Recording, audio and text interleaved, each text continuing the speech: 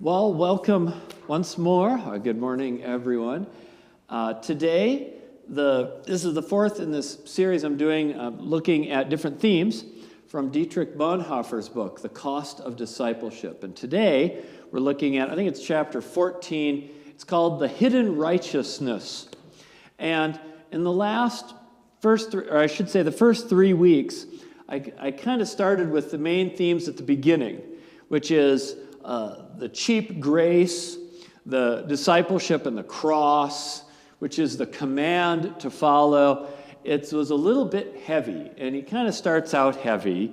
And I realized that if you just started with that, you would get to thinking that that's what discipleship was, that it was this really heavy sort of in-your-face kind of thing. And it can leave you thinking that, I may think I'm a Christian, but if I am not going out there and, getting arrested and thrown in jail for what I'm doing, I'm clearly a sellout. And I remember back it was 2012, I had to look it up in my files, when I did a Bible study series on the same book back then. I was gambling that there were not that many people who remembered it when I did it again.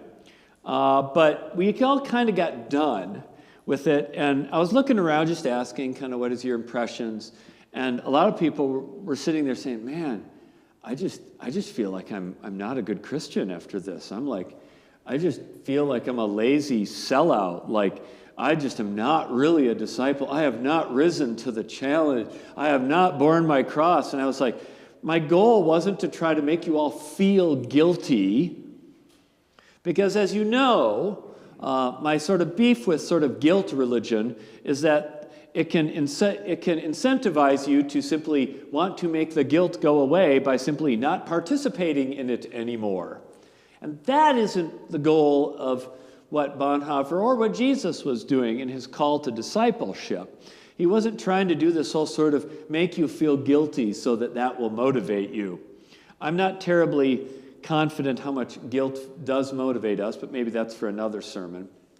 But what can happen is you can get that intense feeling, or that feeling that discipleship is so intense, and you can get to thinking, you read some of the beginnings of it, it's like, man, unless I'm on that plane and I'm off there to Syria, running the medical tent for those refugees, oh man, I'm just not taking up my cross. Which isn't what Jesus intended. A lot of people came to Jesus and wanted to follow him, and he was like, nah, go back to your own hometown and proclaim the gospel there. So he actually turned most of his wannabe disciples away.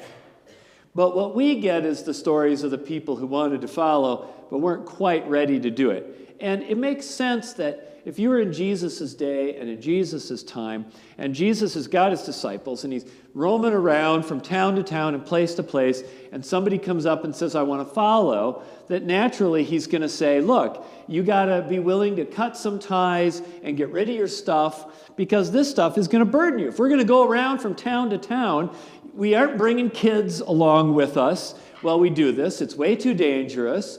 And we can't have you going home all the time to check on the farm to make sure that the farm hands have planted everything correctly and this kind of stuff. If you're going to be one of those who wanders around with me, you got to wander around with me. You got to be willing to cut your losses, or go back and proclaim the gospel in your own hometown. But Jesus never said that everybody should have no jobs and no families. That was not a line he ever said. Somebody has to grow the food and grow the grapes that him and the sinners and tax collectors are drinking at his parties. The wine will not ferment itself. Grapes will ferment themselves, but they might not become a good wine, right? So this is what the problem is that we run into as being a disciple. It is that on the one hand, we know that Jesus is calling us to live a life that isn't just like everybody else. He's calling us to live a life that is different, that is in some ways set apart, that has a higher bar and a higher standard than just being a good person like everybody else. So there is something unique and extraordinary about this life that we are called to do. On the other hand, we also have a regular life to live. And how do I do that? How do I reconcile that? How do I hold those two in contradiction? Well, that's the question of what it looks like to be a disciple in this world. And so that's why I thought I'd look at this chapter today, because we've sort of laid down the law, and now we're going to get into a little bit more of what does it look like? What does it practically look like for me? Because, we read this stuff, we say, okay, I want to be a disciple, but, I don't want to be the guy out there on the street corner with the bullhorn and the weird placard. I don't want to be the guy that's the showy Christian that everybody sees coming in the dining hall and mysteriously runs away the other way because, here comes the religious guy again. And yet, isn't my whole life supposed to be about following Jesus? And isn't this going to mean that if I do that people are going to start noticing and they're going to saying something, and that I could become that showy person even without trying to do it? And this is the conundrum. How do I live my life as a follower of Jesus in the ordinary world without trying to be a religious show-off? Because if you listen to what Jesus said, didn't he say, beware of practicing your piety before others so that you may be seen by them? And then he also says, so whenever you give alms, do not sound a trumpet before you as the hypocrites do. Okay, so Jesus says, keep it quiet. Don't let people know. And then the next, he turns around and says, yeah, but of those who are ashamed of me in this adulterous and sinful generation. I'm like, okay, so they're ashamed of you. Well, what is it, Jesus? What is it? And I'm supposed to be quiet, but visible, but not ashamed. How do I do this, Jesus? Why can't you just give me 5 simple rules to follow and be done with it? Why do you always have to deal with this life and these things that make me wrestle with it? And so, as humans, we always end up picking one response that I think is easier, or one or the other response that's easier, that's more concrete. One is the quiet response. This is where you say, you know what? Jesus said, pray in secret, and I'm going to keep it there. I'm just going to pray in secret. I'm going to shut that door. I'm pulling those curtains. Nobody will ever know I'm a Christian. I have Jesus here in my heart, and what comes from my heart will flow out in my actions, and that will be all they see. They'll see what I do, but they will have no idea that it comes from Jesus. This is a kind of a quiet discipleship, and it does follow what Jesus said, but then others would counter. Well, what good does it do for you to have Jesus in your heart if it doesn't translate into something that makes some difference somewhere? Jesus said, follow me, not think about following me. And if you're following, you got to get out there and do something and move around, and people might see that. And isn't that what discipleship is? Doing things? You remember that phrase? I don't remember it exactly. I used to hear versions of this. It goes something like this. Jesus has no hands but ours, and no voice but ours. And if we do not tell them, how will they hear? If we do not speak, how will they know? And that's true, because Jesus rarely just sort of grabs atheists in the supermarket and blasts them with the Holy Spirit, and they're sitting there in the fruit aisle looking up, and there's a vision of Christ standing before him going, "Why are you mocking me on Facebook, atheist?" And he goes, "I'm so sorry," and the scales covered his eyes, you know. If Jesus did that, man, Dawkins would have been falling on the floor 1,000 times already. No, he'd be going, "I doubt your very existence." But either way, there's some truth to it, right? If we don't say it, how are they going to know? Most people, all they know about Christianity is what they see in the Christians they know. And so, in a sense, there is a burden on us to testify. Or maybe, as you would put it in modern terms, if I don't post it online, did it really happen? It's kind of the new version of if a tree falls in the woods. But these days, it's if a tree falls in the woods and nobody documents it and makes a reel out of it, did it really fall in the woods? Or you could say, if I did a service project and nobody saw pictures of it afterwards, was it really worth it? Did I really accomplish anything from it? Is that kind of the reasoning behind how we think of things these days? And there's a good reasoning behind that, too. People complain all the time that churches don't do enough for the poor. Always, always, people complain they don't do it for the poor. And part of the problem is that they don't see most of what we do. They see the building, they see people pulling into worship. They don't know how much we give to things. That's a fund transfer. They don't see that. Half the time when we go down to do a project, they don't see us doing a project, And when we sponsor a refugee family, they don't know we did that. Why would they know that? And it's frustrating because this can be a little bit of a PR problem. You can sort of feel like, well, maybe if they knew that we actually do stuff, maybe they'd reconsider. Instead of the whole, oh, you're all hypocrites, you worship, but you don't care about the world. Well, we do care. Maybe we need to tell them this. So maybe we should post this on social media, so they can see. I was somewhere online, of course. I saw this post, and it was a non-churchgoer, non-believer who had a non-church-going, non-believing friend who had fallen into hard times and needed to get the water bill paid, or was going to, I guess, not have water. I don't think it was evicted, but they were going to not get water. Hard times. So the non-church goer goes around to all these churches that she doesn't go to and doesn't believe in, asking for money for her friend's water bill. And every one of these churches said, no, we don't have money to give out and pay utilities. So then she went on Twitter, X, and posted an X. Used to be call them tweets. It made sense to call them tweets. And goes and posts and says, I went to all these churches to get help with water. None of them helped. So much for Christian love. So the definition of Christian love is we just dole out, utility money? It would be nice, but she has no concept of what that would mean if you did that. That the need is so great that if we started giving out utility money, everyone would know, and by the end of the week, we'd be broke. Right? And they also don't know that we give money to agencies that do help with utilities, and it's better for them to do it because they can process it. She doesn't know that. And it's sort of like those people who say that churches should be homeless shelters. I've seen that one.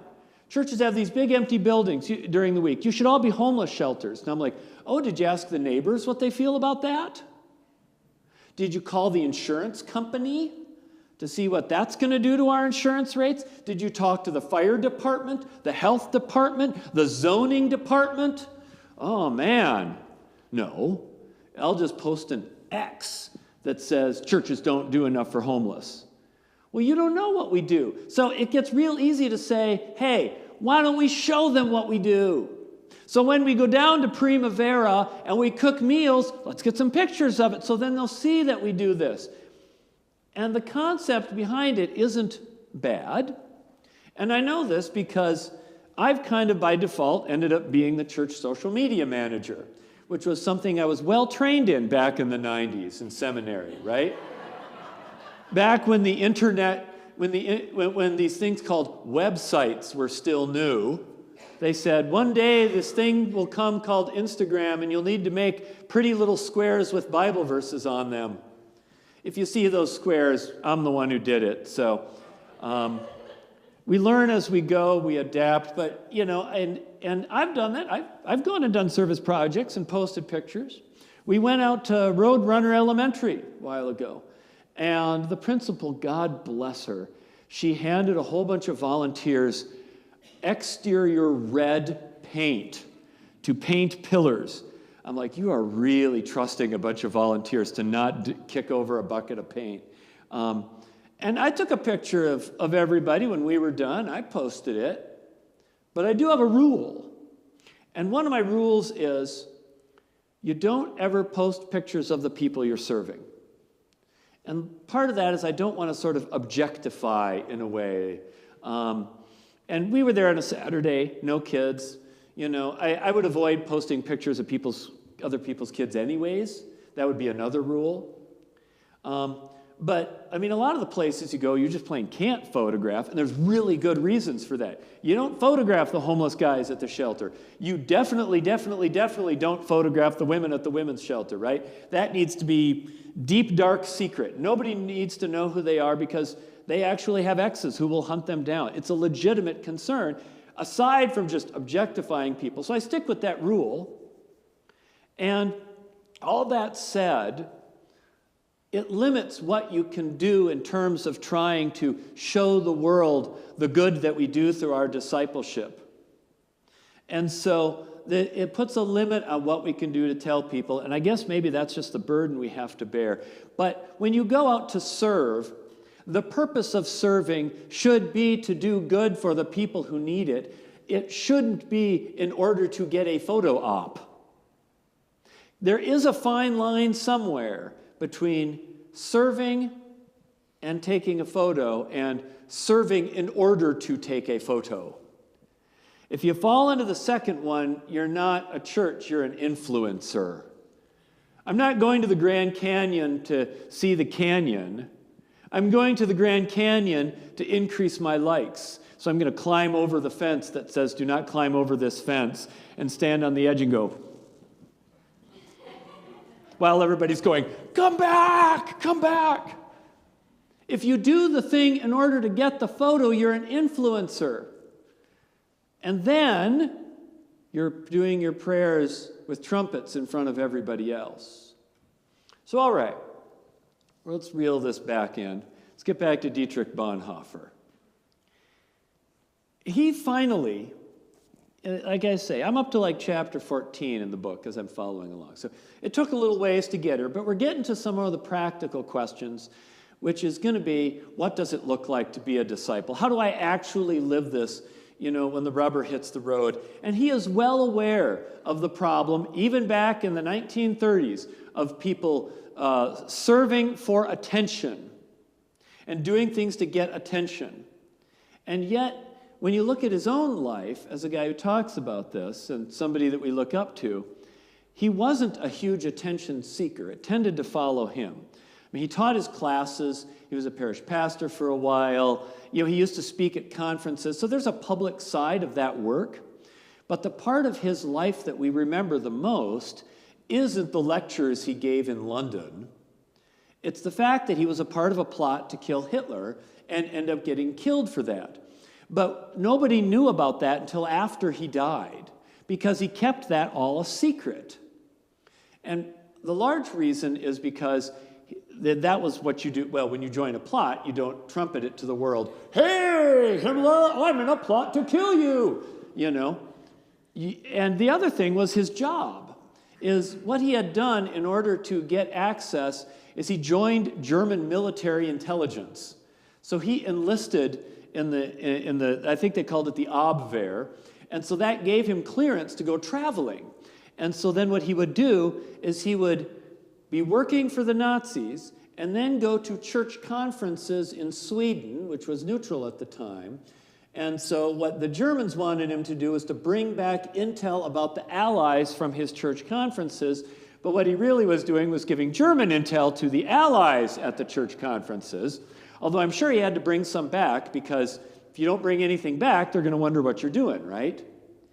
But this is all very cloak and dagger, all very secretive. He didn't even get into the plot initially. He wasn't one of the first people. His family kind of pulled him into it. And when he got arrested and went to prison, it wasn't because of the plot initially. It was because they suspected him of helping Jews escape. And he was convinced for the first year and a half of sitting in jail that he could beat the rap. And so that's where we get all these letters at the end of his life. He thought they didn't know about him being in the plot. when they found the magic note that had his name on a list of plotters, all the letters from prison disappear, and we think he got shuffled off to an SS prison, and that's where they tortured him and eventually hung him on piano wire. The movies, for obvious reasons, can't show the grotesqueness of that.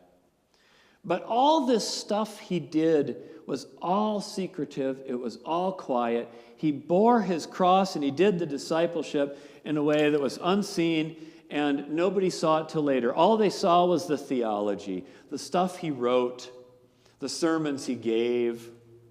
And so, in many ways, his own life gives some clues, I would say, for what it means to be extraordinary and to be a secret follower of Jesus. And so here's his solution in his words. And again, his writing's a little dense, but I still want to put it up there. So here we go. All that the follower of Jesus has to do is make sure that his obedience, following, and love are entirely spontaneous and unpremeditated. If you do good, you must not let your left hand know what your right hand is doing. You must be quite unconscious of it. Otherwise, you are simply displaying your own virtue and not that which has its source in Jesus Christ. So you're trumpeting yourself, not Jesus. You're supposed to be unconscious of your own work. And then he goes on. Christ's virtue, the virtue of discipleship, can only be accomplished so long as you are entirely unconscious of what you are doing. The genuine work of love is always a hidden work. You can't be consciously doing it and saying, now I am going to go out and be a disciple. You should just go out and be a disciple. You should just follow. You should be so absorbed in it, you're not thinking about trying to get a reaction or trying to not get a reaction. You should not be thinking about publicity or non-publicity. It's inevitable that people will see it, but the reaction isn't the goal. If you're planning on how it will get viewed, then you're not doing it spontaneously. It's sort of like when you get overjoyed and you just start dancing, and then you hope nobody's filming you because you're just so happy and you're dancing around like a pastor when the band is warming up. See, now I'm on video. They can watch me. But let me give you one more quote from him. We'll finish this up. From whom are we to hide the visibility of our discipleship? Certainly not from other men, for we are told to let them see our light. No, we are to hide it from ourselves. Our task is simply to keep on following, looking only to our leader who goes on before, taking no notice of ourselves or of what we are doing. We must be unaware of our own righteousness. Hide it from yourself, the hidden righteousness. It's being a disciple without even knowing it or thinking about it. It's losing yourself in the Lord to the point where the self-consciousness fades away, and you stop trying to get reactions, and you stop worrying about what people think, and you just do. You hide your service from yourself, not from the world. You don't let your left hand know what your right hand is doing. Amen.